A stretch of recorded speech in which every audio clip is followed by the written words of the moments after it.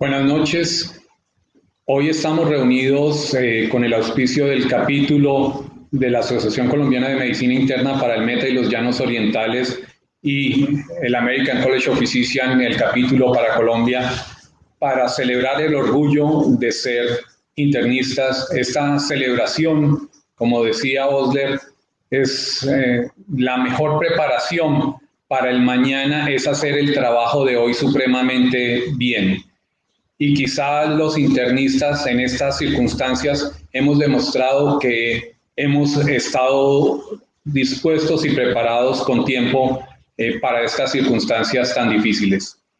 El día de hoy, como decía Osler, debemos cultivar tanto el médico como el arte y tenemos dos experiencias importantes. Primero, hoy los internistas hacemos las cosas muy bien y eso nos ha preparado para estar listos para estas circunstancias.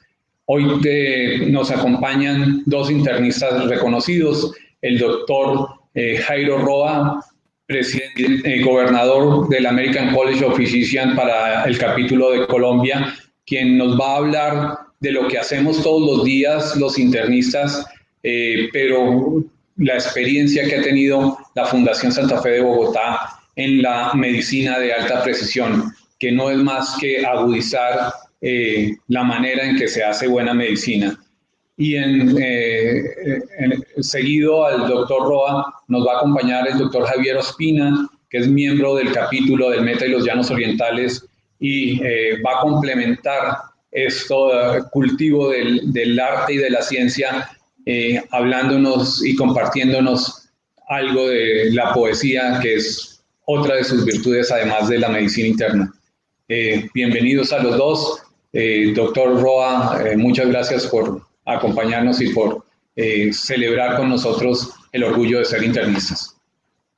Doctor Juan Pablo, muchas gracias por haberme invitado y vamos a hablar de medicina de alta precisión, que en realidad es un movimiento de lo que nosotros considerábamos medicina clínica a movernos a una medicina que es mucho más basada en salud de poblaciones y en genética, lo que en realidad nos va a permitir hacer un verdadero cambio.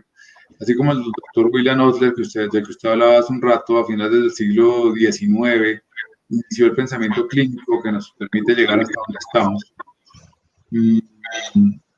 La medicina de alta precisión, como veremos ahorita, nos permite avanzar un poquito más en tratar de curar al individuo y más que al individuo, de pronto a grupos de individuos con lo que hemos conocido de las enfermedades, porque pasamos del síndrome clínico, del diagnóstico clínico específico, a mirar cómo ese fenotipo que produce enfermedad, que vemos en el enfermo, tiene unas bases genéticas que podemos llegar a manipular. Y es realmente el momento en el cual diremos los internistas que somos capaces de curar las enfermedades. Por ahorita podemos curar las enfermedades infecciosas y hacer paliación de otras enfermedades a largo plazo. Pero en realidad la cura estará cuando podamos contrarrestar las enfermedades, como veremos en un momento.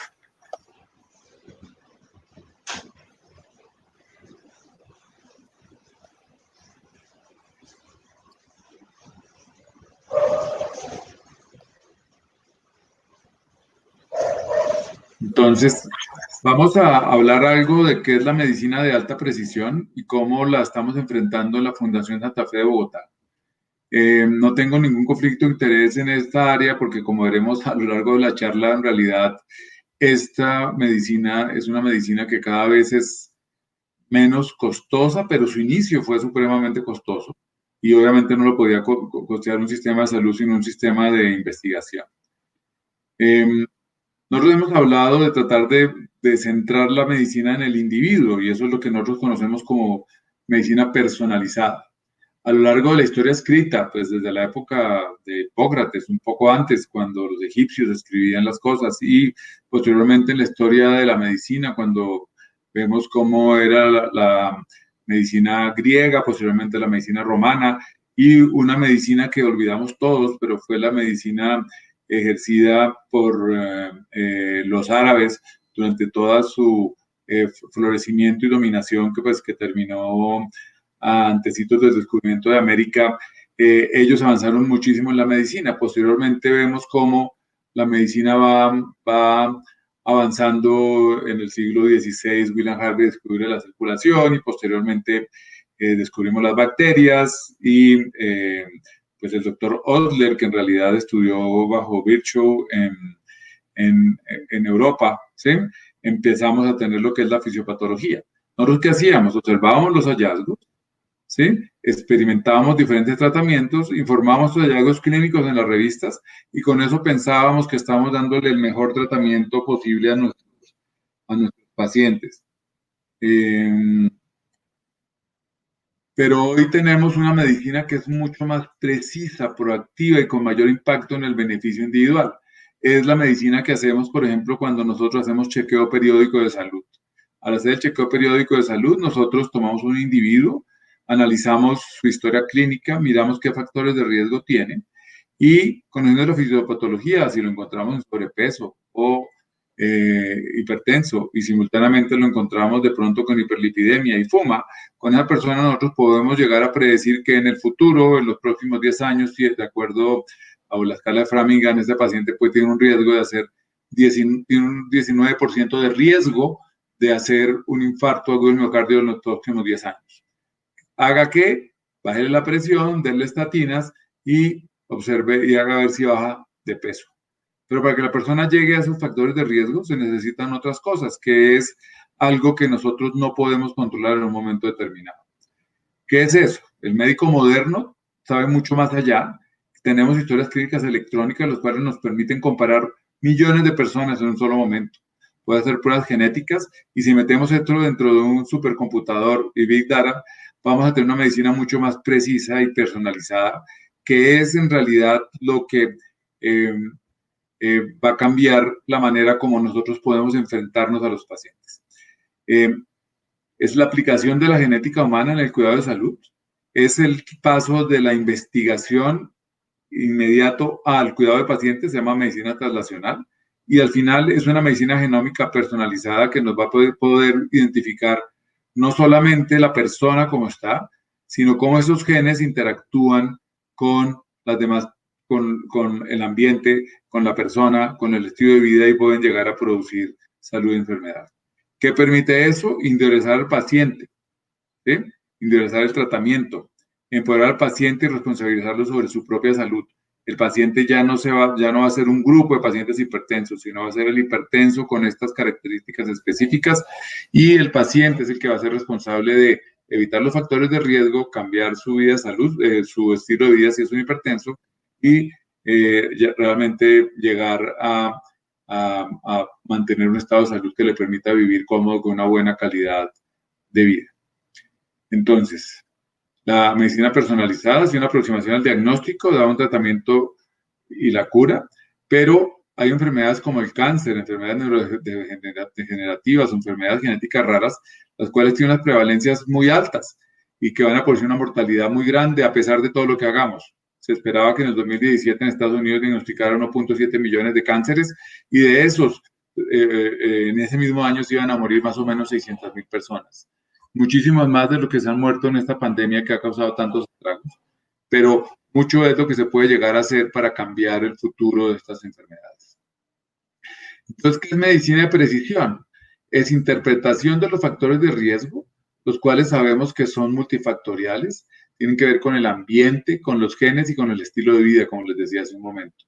Esos cambios en el ambiente, en la genómica, en el estilo de vida, si los podemos interpretar, nos permitirán de una manera muy efectiva identificar qué personas están a riesgo, qué riesgos tienen y cómo si los modificamos, estas personas van a poderse beneficiar. Va mucho más allá de una persona individual, de tratar de identificar una persona individual, va a tratar de identificar grupos de personas que tienen las mismas posiciones ambiental, genémica y de estilo de vida para poder modificar en ellos algo específico que nosotros podamos hacer y es una medicina de más precisión. La personalizada podría llegar a ser muy costosa si tratamos de individualizar a cada persona y la medicina de precisión lo que nos permite es llegar mucho más allá en el diagnóstico de los pacientes. Permite estratificar el riesgo. importa los métodos de salud, importó los métodos de salud pública y nos permite hacer una prevención con precisión, mucho más precisa para la persona individual. En el cáncer, sabemos que la prevención se puede dar por cambios de estilo de vida. El cigarrillo, factor principal en el cáncer de pulmón, en el cáncer del urotelio, ¿sí? Pero si la persona al mismo tiempo es obesa, va a tener unos factores de riesgo adicionales. La dieta rica en nitritos puede producir un cáncer de colon. El consumo de alcohol puede producir cáncer también. Si unimos estos tres con la genética de la persona, podremos de una manera u otra poder identificar qué factores son los que producen el cáncer. Hay predisposiciones étnicas que tienen que ver con la genética de la persona, que se manifiesta con sus fenotipos, que son fenotipos raciales. Algunas veces la predisposición puede quedar oculta porque una persona puede tener un origen étnico y identificarse con una raza diferente a la que realmente tiene. Y obviamente hay predisposiciones familiares que tienen que ver la manera como interactúan los genes de la mamá, del papá, del abuelo, de la abuela y de las generaciones que van hacia atrás. Hay enfermedades neurológicas como el Alzheimer, el cual sabemos hoy que tiene una clara causa genética, ¿sí? La sexta causa de muerte en los Estados Unidos, 16 millones de enfermos con personas que tendrán esta enfermedad en 2050. Entonces tendremos que tratar de identificar qué la está produciendo para limitar esta enfermedad. Además, pues es una enfermedad que produce alteración cognitiva de las personas y nos va con el tiempo a llevar a producir un gasto en salud exagerado que la sociedad de pronto no va a poder soportar para el año 2050. Entonces, ¿qué es la medicina de precisión? Es una estrategia de aproximación al tratamiento y prevención de enfermedades que tienen en cuenta la variedad individual en cada gen, el ambiente y el estilo de vida de cada persona. Esto, si lo miramos, fue lo que la estrategia que planteó en los Estados Unidos el presidente Obama, ¿sí? Que lo que buscaba era una gran inversión, no solo del gobierno, sino de la empresa privada, de la industria de salud, de la investigación, en identificar factores que cambiaran por siempre la manera como identificamos la enfermedad. Ya no lo que podía hacer la ENEC cuando inventó el fonendoscopio, que era identificar quién tenía neumonía. No es como Osler, que descubría los síndromes y trataba de tratarlos. Hoy vamos mucho más allá. Evitar que esos síndromes aparezcan casi desde el momento, podría ser desde el momento de cuando es engendrado un ser humano. Los médicos diseñan planes a la medida por factores individuales, edad, género, preferencias de los pacientes, nivel de movilidad, recursos de la comunidad. Eso es lo que nosotros estamos haciendo para un plan individual de medicina de precisión. La verdadera medicina de precisión busca datos, trata de buscar cómo está la genética de la persona y permite tomar decisiones individuales.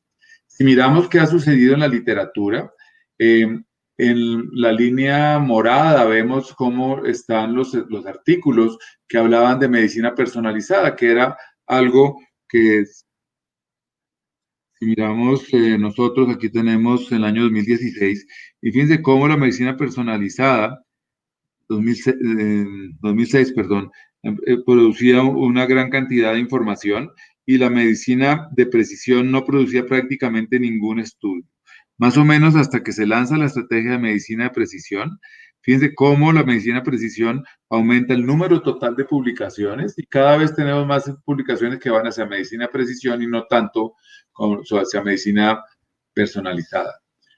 ¿Por qué es importante esta medicina generalizada? Porque esta medicina generalizada nos está mirando cómo es la genética de las personas, qué genes tiene y cómo esos genes pueden predecir qué va a suceder.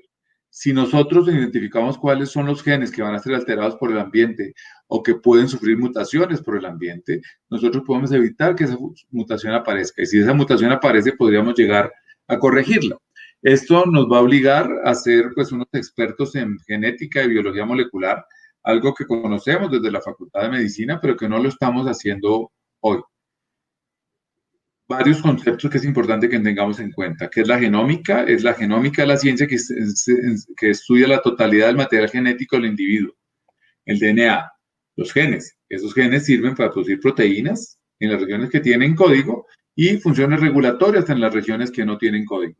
Esos genes son los que permiten que nosotros desarrollemos lo que es la genética como tal, que hace el gen específico, y nos da una función específica, qué color de ojo vamos a tener, un tipo de sangre o una predisposición para enfermedades. Sabemos que hay personas que tienen una mutación del gen que produce la, la, la fracción beta de la hemoglobina, ¿sí? Y si tenemos una interacción en un aminoácido específico, esa alteración en ese aminoácido específico puede producir la anemia de células falciformes. En algunas personas solo es una predisposición genética. Esa predisposición genética nos defiende contra el paludismo. Entonces, el rasgo genético de la falciformidad está presente en una gran cantidad de población. Pero cuando ese rasgo genético aparece con una gran penetrancia genética, aparece la enfermedad que es la anemia de células falciformes. Esos genes entonces mutarán y producirán enfermedades hereditarias, pero al final lo que nosotros vamos a ver es el fenotipo, es lo que estamos nosotros viendo de cada persona. Este fenotipo es que nos permite distinguir una persona bajita de una persona alta, una persona corpulenta de una persona no corpulenta, una persona que tiene cabello rubio, otra persona que tiene cabello negro. Eso es lo que nos da la genética. Y esas alteraciones genéticas son lo que pueden llegar a producir enfermedad en el futuro. ¿Qué hemos hecho nosotros? Tratar de secuenciar ese DNA para ver qué sucede. Pues desde que descubrimos el DNA a finales de la década de los 40, ¿sí? Nosotros sabemos que son 4 bases. Esas 4 bases dan el material genético y los que tienen el organigrama de lo que está sucediendo en nosotros. ¿Qué pasa cuando miramos, como les decía al comienzo de esta charla, qué pasa con el costo de poder saber cuál es el material genómico de una persona? En el momento, a principios de este siglo, en el siglo 2000, a principios del siglo XXI, en el año 2000, 2001, valía $100 millones, costó $100 millones el proyecto de identificar el genoma humano completo. Cuando identificamos el genoma humano, nosotros nos quedamos con el código, sabíamos cuál era el genoma, pero no sabíamos cuáles eran las interacciones entre ese código, el medio ambiente que produce enfermedad. ¿Sí? En una editorial que publicó en el Blue Journal, publicado en el Blue Journal hace pues como unos 15 años, Josh Snyder, que era en esa época el editor del American Journal of Respiratory and Critical Care Medicine, decía, pudimos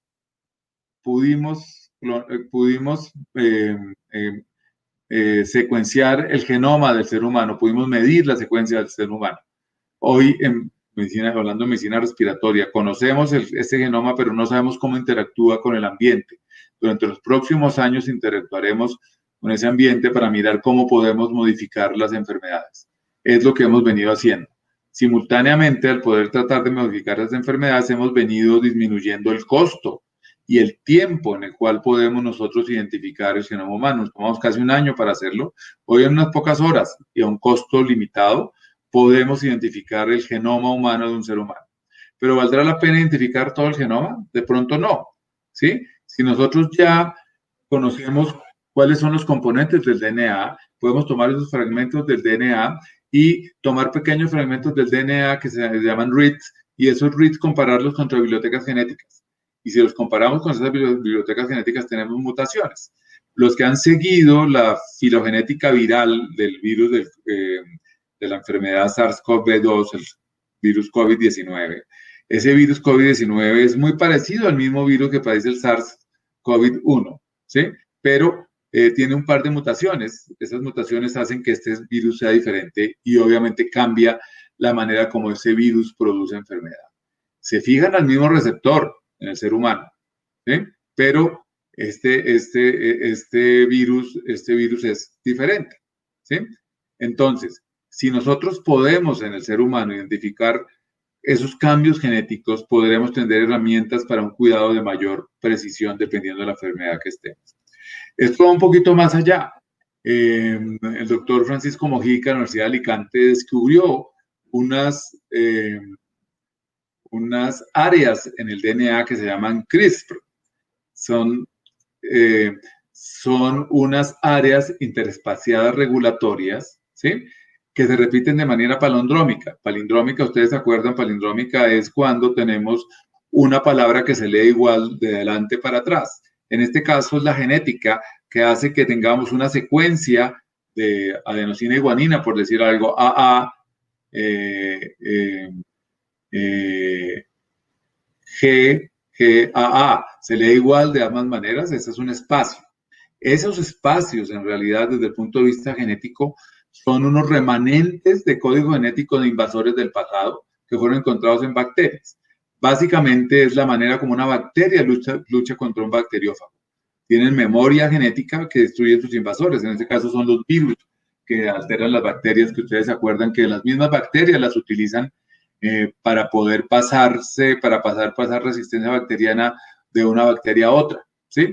Entonces, las bacterias pues llevan mucho más tiempo que nosotros en este tiempo y nuestras células llevan más tiempo. Y si nosotros utilizamos estas secuencias, estos sitios, podríamos de una manera u otra modificar la información genética que tenemos, o podemos producir un cambio genético importante. Eso nos lleva al CRISPR-Cas9. Es una tecnología de edición de genes que permite a los investigadores poder alterar partes específicas del código genético de ser necesario. ¿A qué nos lleva esto? A biomarcadores, a biobanco, a farmacogenética, a tener una gran cantidad de herramientas, las cuales estamos utilizando hoy para el tratamiento de algunas enfermedades. Fibrosis quística, por ejemplo, es una alteración genética que altera el trastorno del cloro, el transporte del cloro a las células. Tenemos en la medicina personalizada, diagnosticábamos la enfermedad. ¿Cómo la diagnosticábamos nosotros? Por cambios en el cambio de sudor. Eso permitía que usáramos solo una droga, la droga Z, por ejemplo, para todos los pacientes, ¿sí? Y además todo el manejo convencional, antiácidos, antibióticos, antidepresivos, antiinflamatorios, broncodilatadores, enzimas pancreáticas, fisioterapia, insulina. Cuando hacemos medicina precisión, tenemos una enfermedad que es la fibrosis quística, que se diagnostica por la prueba del sudor. Pero esta enfermedad al final no es una sola enfermedad. Esa enfermedad es una serie de enfermedades. Es una serie de enfermedades. Es una serie de enfermedades que dependerán de la manera como se van a manifestar, del estilo de vida, del medio ambiente, de genes modificadores, de genotipos, y eso nos da ese genotipo que hará que nosotros podamos usar diferentes tratamientos.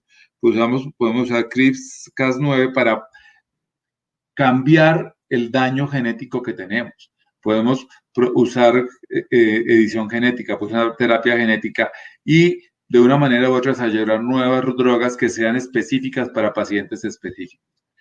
Aquí vemos nosotros que si le hacemos la prueba de sudor a un grupo de personas, vamos a tener unas personas sanas, unas personas que tienen un rango de sudor que está entre lo normal y unos que lo tienen de pronto muy disminuido. Esas personas que tienen el cloro en sudor muy disminuido, ¿sí? La alteración del cloro en sudor muy aumentado, esas personas si nosotros las distinguimos y cogemos las personas que tienen un grupo de estos, entonces hay unas que se benefician de un medicamento y otras que van a beneficiar de de identificar unas alteraciones específicas. Unos tienen la penetrancia del gen no completamente disminuida, entonces van a beneficiar de un tratamiento X, pero otras personas se van a beneficiar de un tratamiento Y, y le corresponde a la medicina de alta precisión identificar cómo vamos a tratar la alteración, que puede ser, como vemos acá, tipo 1, 2, 3, 4, 5, 6. Son diferentes tratamientos. Una tiene la proteína alterada y la otra la proteína está reducida, y podremos lograr nosotros mejorar esto. ¿Qué hacemos en la fundación? Hacemos bastante, pero quisiéramos hacer mucho más. Nosotros tenemos una alianza con la Universidad de los Andes y tenemos un centro de desarrollo genético que nos ayuda a hacer diagnóstico genético. Tenemos en este momento como 60 pruebas para hacer diagnóstico genético, pero esas pruebas genéticas no sirven de nada si no hemos tenido un análisis de lo que vamos a hacer. ¿Para qué estamos dando análisis genéticos hoy? Para el cáncer de seno, ver si tenemos mutación BRCA. Si tenemos esa mutación, vamos a dar una terapia genética específica. En cáncer de pulmón, de acuerdo a los marcadores en adenocarcinoma de pulmón, hemos avanzado de un cáncer que nosotros diagnosticábamos si en 6 meses el paciente tenía una calidad de vida pésima, a cánceres que en este momento estamos pudiendo controlar, identificando los genes que están produciendo la enfermedad. Lo hacemos en leucemias y en linfomas. ¿Qué más hacemos nosotros tratando de hacer medicina precisión? Estamos haciendo biopsia líquida.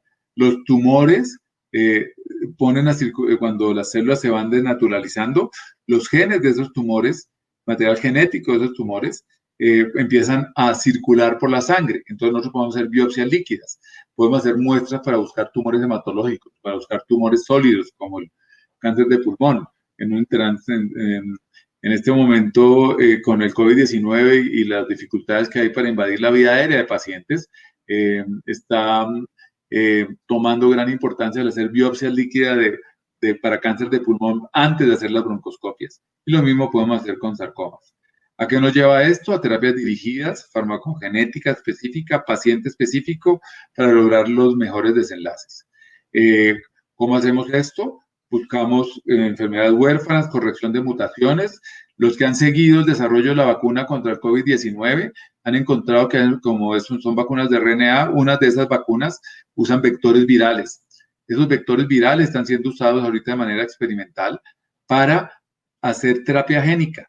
Nosotros metemos el virus, hacemos un vector que es un virus, a ese virus le cambiamos los genes y le inyectamos los genes corregidos, y si usamos estos métodos de CIS-RAS, de CRISPR-Cas9, podemos hacer una modificación genética en el momento de la fecundación para que la enfermedad no aparezca. Esto tiene grandes dificultades éticas. El control de esto tiene que estar supremamente basado en disminuir las enfermedades. No queremos tener una raza de superhumanos, queremos es poder que un papá y una mamá tengan su hijo y que ese hijo no tenga una enfermedad, o que si a una persona por su genética le dio un cáncer, podamos identificarlo y tratarlo de una manera muy, muy específica. ¿Qué es el futuro? El futuro es este.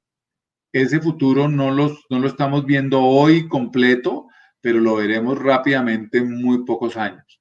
Este avance que tenemos ha sido muy importante. Cuando yo hacía mi fellowship en los Estados Unidos, hace ya 30 años, clínico era todo el que trabajaba con una célula.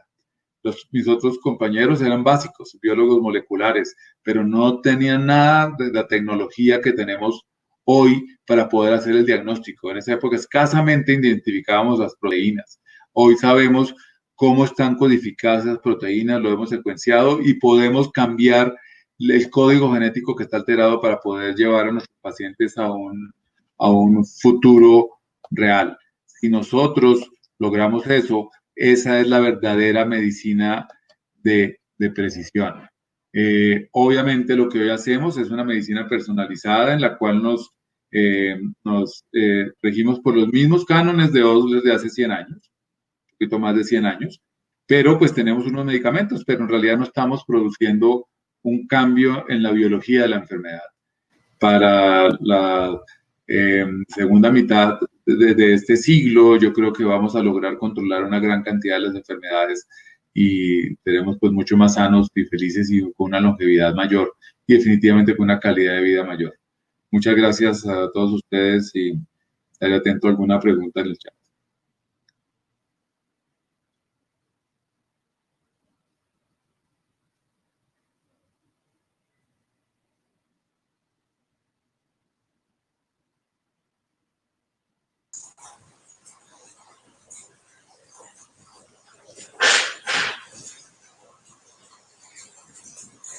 Bueno, supongo que yo sigo.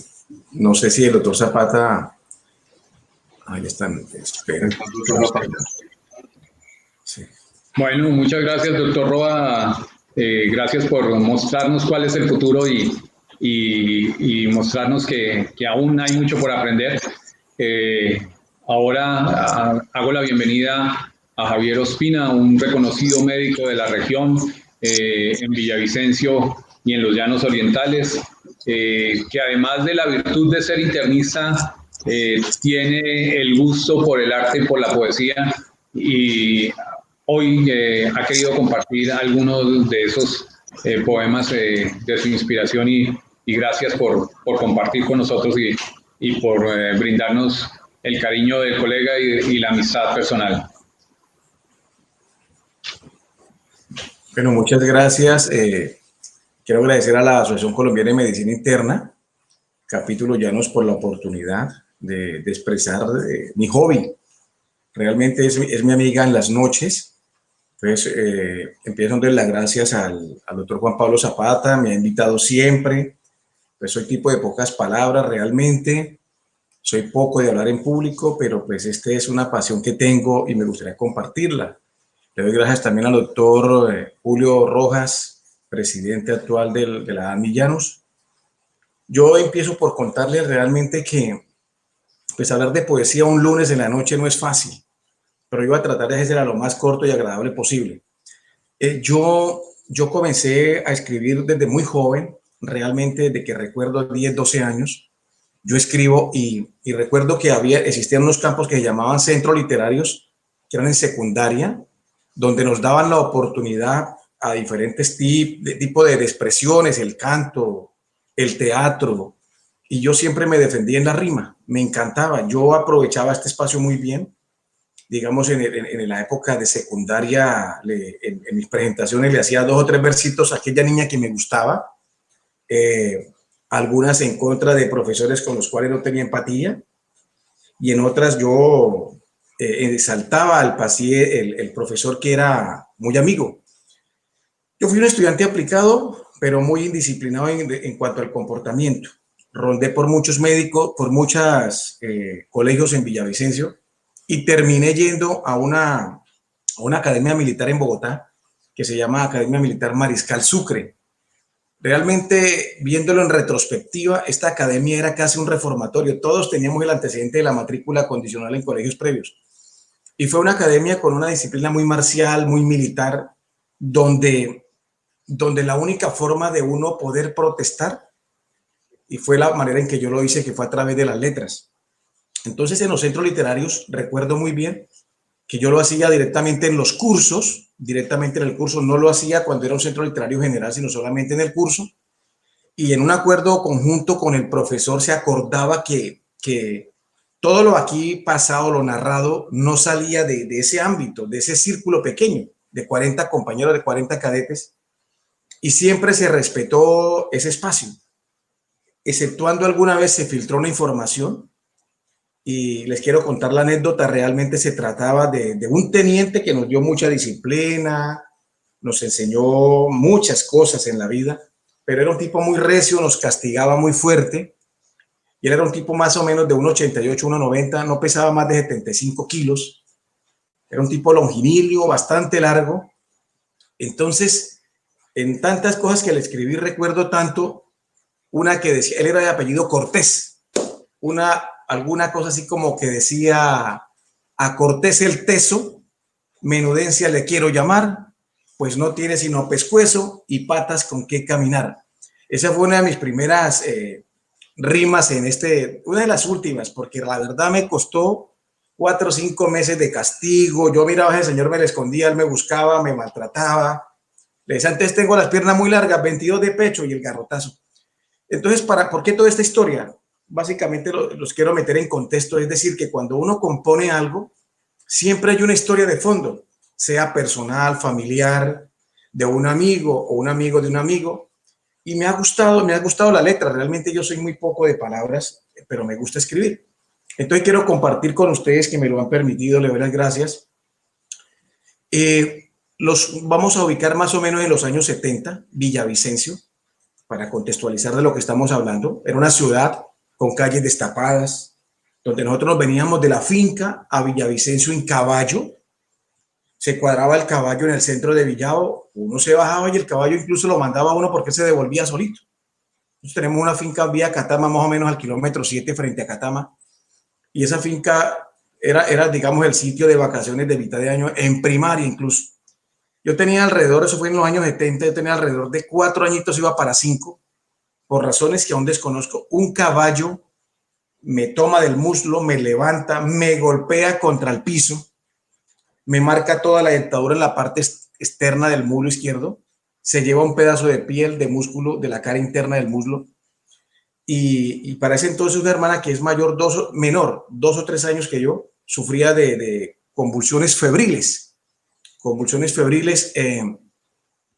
yo sangrando por cara y muslo, y mi hermana convulsionando. Terminamos hospitalizados en la clínica Villavicencio. Recuerdo tanto que quedaba muy cerca ahí al Éxito. Entonces, de esa época yo escribo uno de los primeros poemas que quiero compartir con ustedes.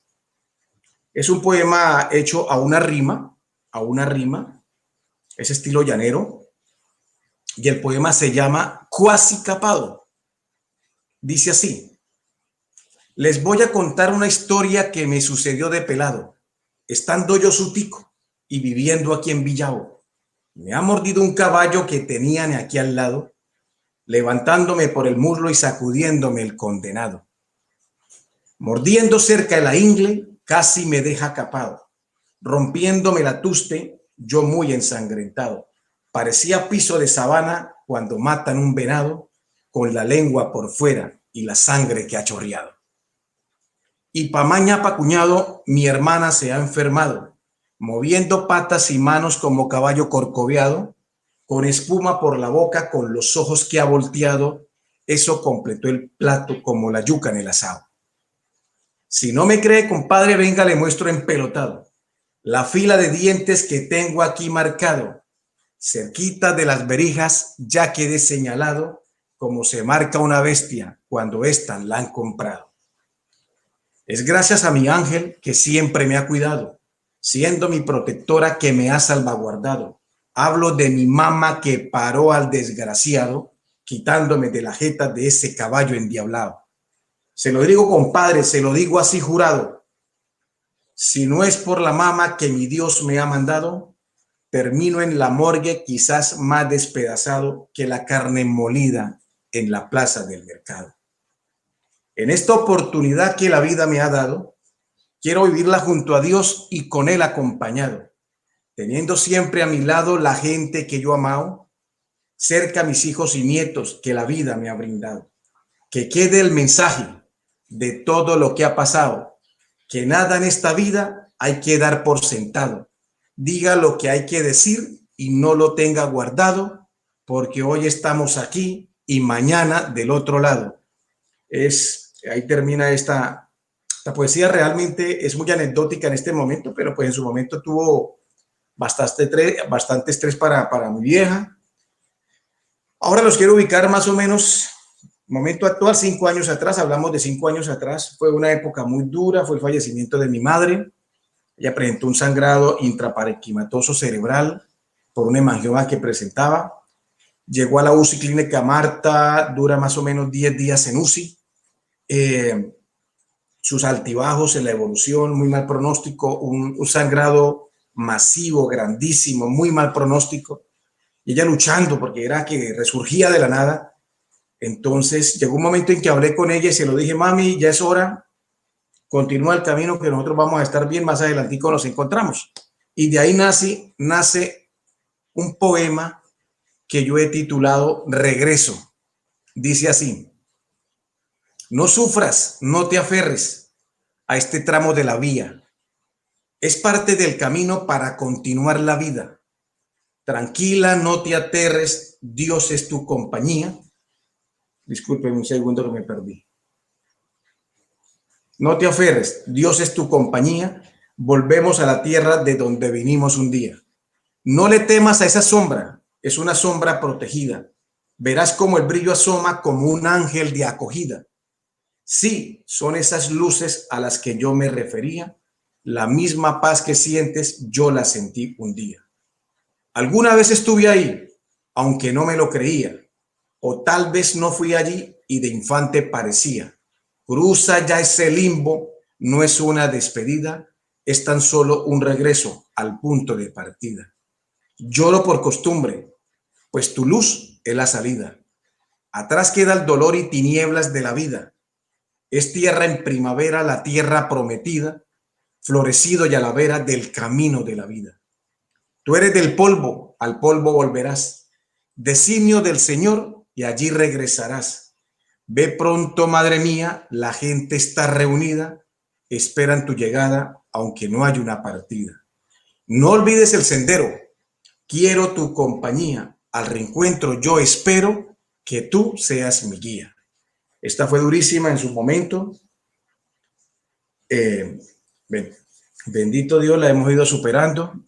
Ahora, si me lo permiten, les voy a comentar algo de las últimas cosas que he escrito. Estas son escritas hace muchos años Estas últimas, algo que tiene que ver con respecto a la crisis del coronavirus que estamos cursando en el momento. Realmente hemos sido, como siempre, médicos ignorados, a veces despreciados. Posteriormente pasamos a ser los héroes de la pandemia. Posteriormente, los villanos formamos parte del cartel del COVID.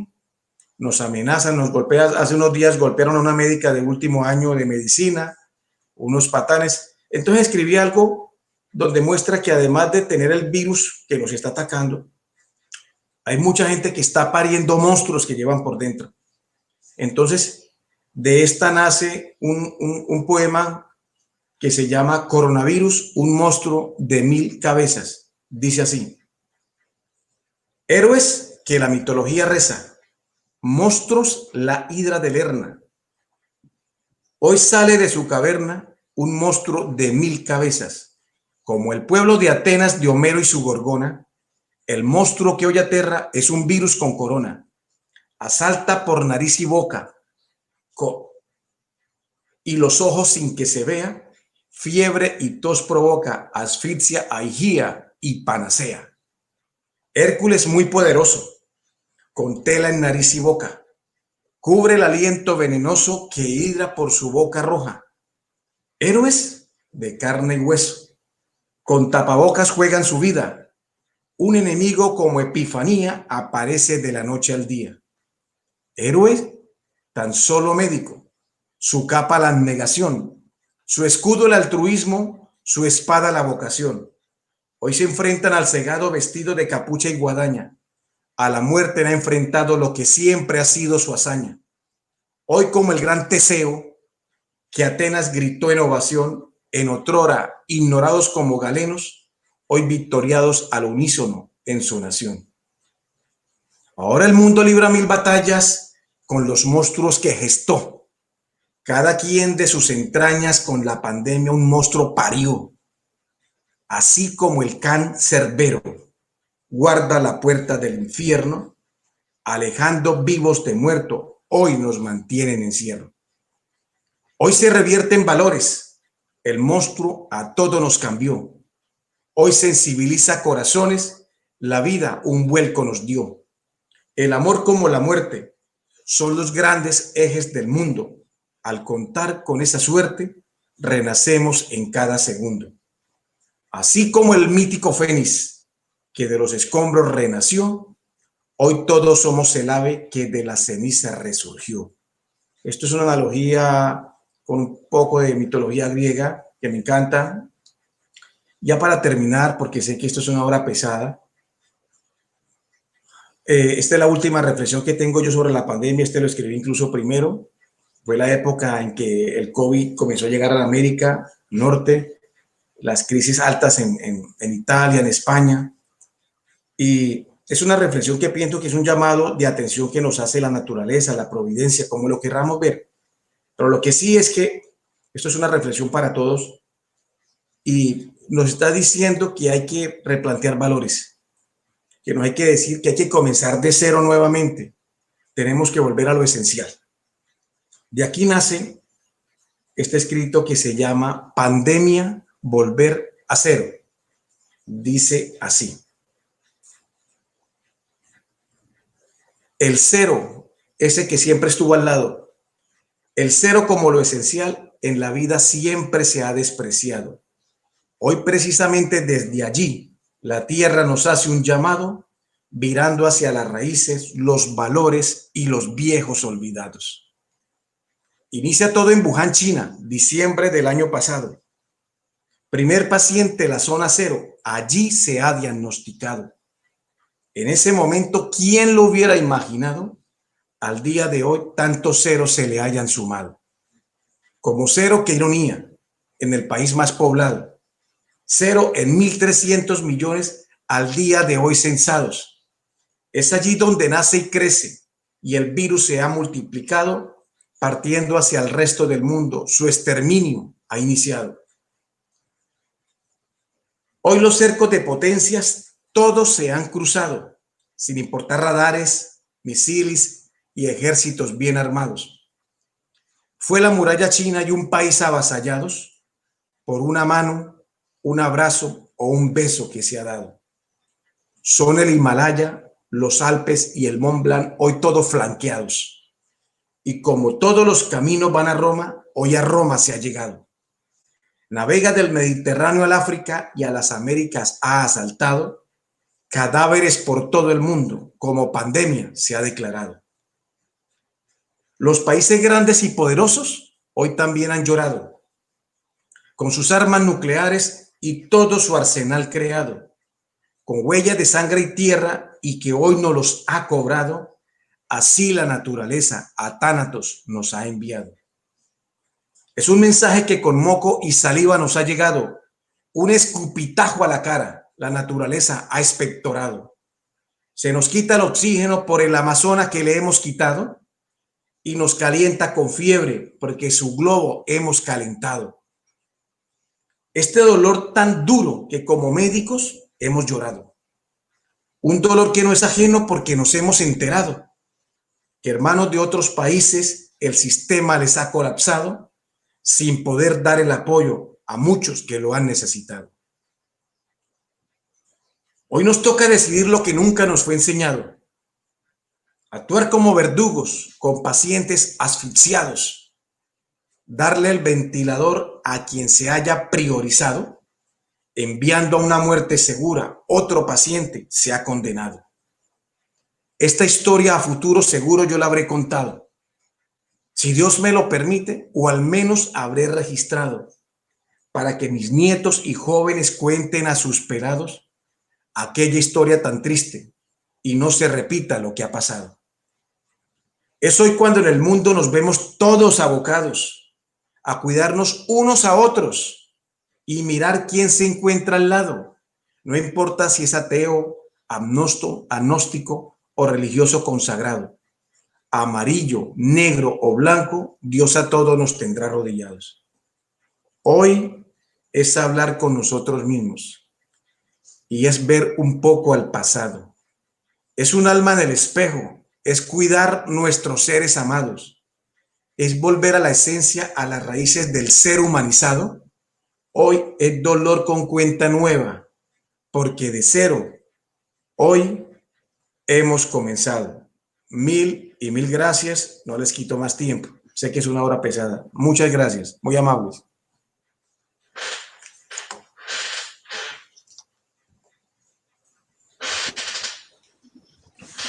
Bueno, muchas gracias, felicitaciones a todos los colegas. Este es un día especial para conmemorar el orgullo de ser internista. Doctor Roa, gracias. ¿Hay algunas preguntas por ahí? Sí. No sé si las puede leer usted, doctor, ahí. Habla Marcos Solarte. Buenas noches, doctor Roa. ¿Qué hay sobre la metagenómica? ¿Cuál es el diagnóstico de enfermedades infecciosas y multiresistencia? ¿En qué ha avanzado la Fundación en ello? Pues nosotros hemos avanzado en cosas tan sencillas como que podemos identificar genéticamente la bacteria tuberculosis. Tenemos un bacilo acidoalcohol resistente y podemos saber en una sola prueba si esa bacteria forma parte de, por lo menos, del Mycobacterium tuberculosis complex, y de una vez podemos saber si tiene resistencia a la isoniazida o a la rifampicina. ¿Sí? Esto al final es algo que nosotros podemos hacer. Uno de los problemas cuando hacemos nosotros un film array, nosotros estamos viendo en realidad los genes de los gérmenes que más, con mayor frecuencia pueden llegar a producir una enfermedad infecciosa. Por ejemplo, un film array respiratorio nos puede permitir diagnosticar virus, nos puede permitir diagnosticar bacterias y ver si esas bacterias son resistentes o no. Tiene un pequeño problema, que es un poco costoso hacer un film array, ¿sí? Entonces, cuando uno habla con los que tienen a su disposición esa patología, ese tipo de herramientas, no la usan para todos los pacientes. Entonces, nos toca usarlo para pacientes específicos, los cuales se beneficien de poder tener el diagnóstico bacteriológico genético en pocas horas. No es para todos los pacientes. Entonces, parte de lo que nosotros tendremos que hacer es el uso racional de los recursos, pero ahí está en la genética. Hablábamos nuevamente del virus COVID-19. Nos permite estar en este momento en fase 2 para la vacuna en muy poco tiempo, son todos estos avances genéticos, porque además la mitad se había construido para la vacuna para el SARS-CoV-1, ¿sí?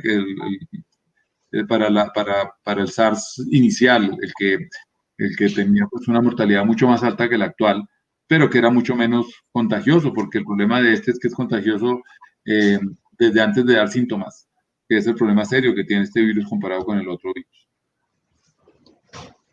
Doctor, hablando de tuberculosis, el GeneSPER, que es una prueba genética de fácil acceso y que estaba diseñada supuestamente por la OMS para que a medida que se avanzara se volviera costo efectiva y a pesar de que estar incluida en nuestro plan obligatorio de salud, no ha logrado tener esos costos adecuados que esperábamos de $10 como ofreció la OMS.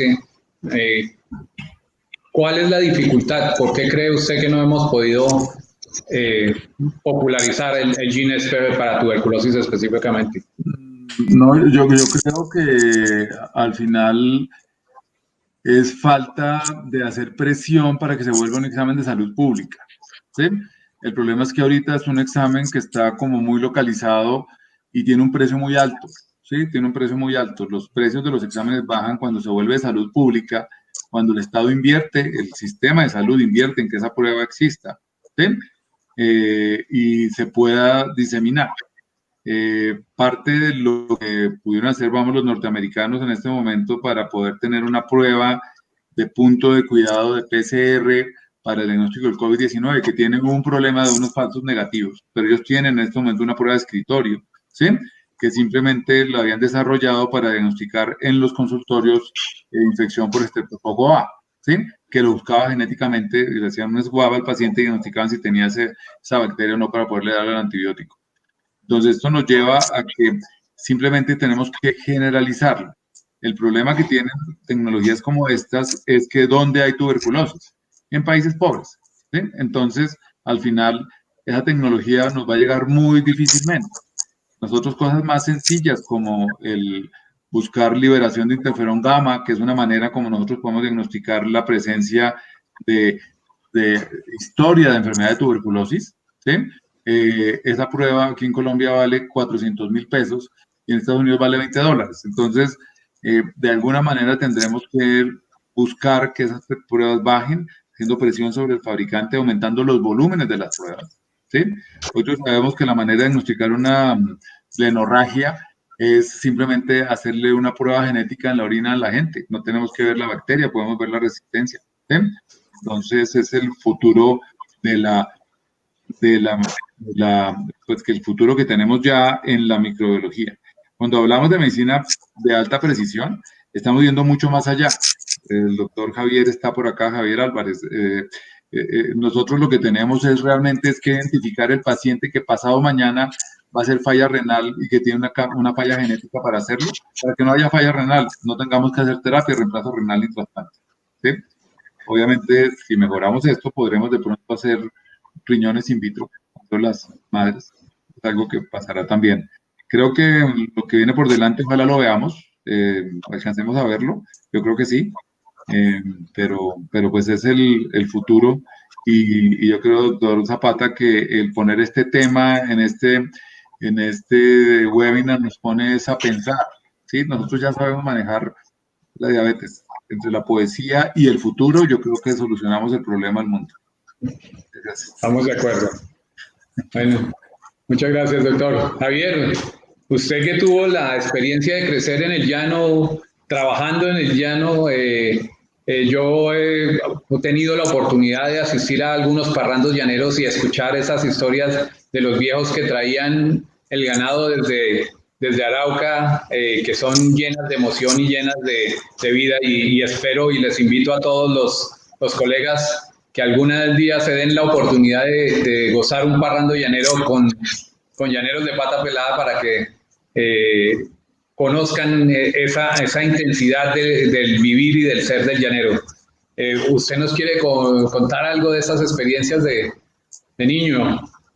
Claro que sí, doctor Zapata. Yo me crié, yo soy casi citadino porque yo me incliné mucho por estudiar realmente. pero pues mi familia tiene una finca muy cerca aquí a Villavicencio y siempre todas mis vacaciones a mitad de año, digamos en primaria, casi a mitad de año nos íbamos para la finca y éramos 28 o 30 días, dormíamos en chinchorros, sembrábamos matas de café. Yo tengo mucha poesía de cosas que me sucedieron en la finca. Hay una poesía de donde me mandan a hacer unos huecos de unas matas de café y nos daban un garrafón azul. Yo tenía tal vez 9, 10 años, un garrafón azul donde nos daban el guarapo, ¿sí? Recién fabricado, por decirlo, y no era tan fuerte, pero algo de alcohol tenía. Uno de peladito se tomaba y con dos quedaba uno como... Yo estaba haciendo el hueco de las matas de café y en una de esas saco y salen como unos 6 huevos de culebra y las culebras se movían. Eso fue un susto terrible. Yo de ahí hice un poema que es muy largo, algún día se los contaré. Y le digo que yo salgo a correr no porque sea cobarde, sino porque soy un médico educado. Más o menos le voy a entender al final del poema eso, pero de eso hablo ahí. Es muy larguísimo, realmente. Pero sí, doctor, la verdad mi vida ha sido entre el campo y la ciudad. Yo amo el campo. ¿Sí? No me considero un tipo que sea un llanero pleno, pero lo que sí es que yo no me dejo caer del caballo. Yo me subo y como sea, ahí me mantengo. No me dejo caer del caballo. En verdad, muchas gracias por darme esta oportunidad, muchas gracias. Yo soy muy respetuoso de la academia en medicina interna, de todos mis compañeros, amigos, colegas, del doctor David Galeano, la doctora Marta Sarmiento, del doctor Julio Rojas, de aquí el doctor Juan Pablo Zapata, doctor Jairo Roa, muchas gracias por su conferencia, de verdad, mil gracias y mil gracias por la oportunidad. Mil gracias. Muchas gracias, Juan Pablo, lo mismo, y hasta una próxima oportunidad. Bueno, muchas gracias a todos, feliz Día del Internista y los esperamos aquí en Villavicencio cuando las condiciones sean más adecuadas. Muy pronto estaremos allá bailando joropo. Bueno, vale. Un exhibido, doctor. Feliz noche. Gracias. Hasta luego. Bueno, hasta luego. Igualmente. Muchas gracias.